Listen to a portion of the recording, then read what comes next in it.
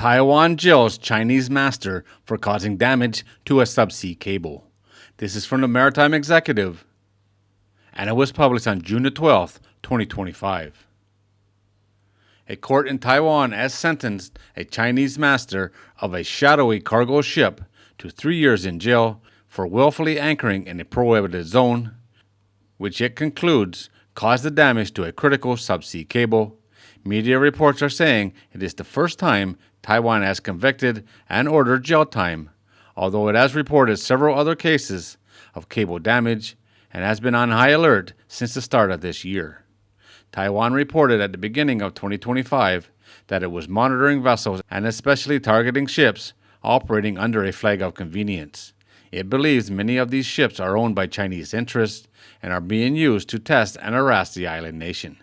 In February, it detected a small cargo ship anchored approximately 5 nautical miles offshore. According to reports, the vessel was using two separate names, Ang Tai 168 and Ang Tai 58, and was registered in Togo. She had entered the restricted zone on February the 22nd. A shore station attempted to contact the vessel several times and received no reply. The Coast Guard asked the vessel to move out of the area, which it says was clearly marked on the charts. On February the 25th, as the vessel was departing the zone at 3 a.m., the local telecom company reported an outage, and Taiwan Coast Guard intercepted the vessel and directed it to port.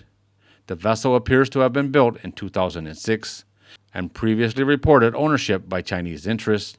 It is 1,800 DWT and has a crew of 8 Chinese nationals on board. Taiwan reported it detained and called it a suspicious vessel. The Coast Guard said the captain at first denied the charges and refused to give them details on the ownership of the vessel. They said he had a bad attitude. BBC reports that the ship has operated under multiple names and only had one cargo on record for the past year. The ship was also in very poor condition. The district court was told the vessel had anchored on February the 22nd in the restricted area and continued to drift. The Coast Guard, however, noted that it was making a zigzag pattern. The captain told the court that he had anchored because of rough waters, which he said made navigation tricky. He admitted to ordering 2 crew members to drop 160 meters of anchor chain, but the Coast Guard said it did not attach to the bottom and the vessel continued to move around in the area of the cable. Evidence showed the cable had been subjected to external forces and that it had been snagged by the external force. The captain denied initially damaging the cable, but admitted it could have happened, calling it simple negligence. The telecom company reports it spent $578,000 to repair the cable. Under the charges, the court could have sentenced the captain between 1 and 7 years. He can appeal his 3-year sentence.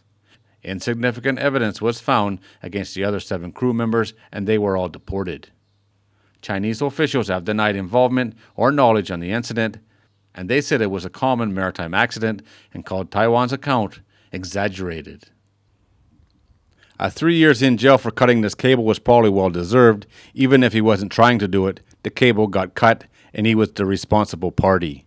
He should have known he couldn't anchor there. It was a restricted zone, so it's definitely all on the captain. This is a very suspicious vessel. She's only had one job in a year. She's a rust bucket that looks like she can barely stay afloat. So somebody's financing this old vessel for some reason. It just looks very, very suspicious in my opinion. But that's all it is, just my opinion. All right, guys, there it is. As always, thanks for watching. If you're new here and you like these kind of videos, don't forget to subscribe before you leave. And I'll see you on the next one.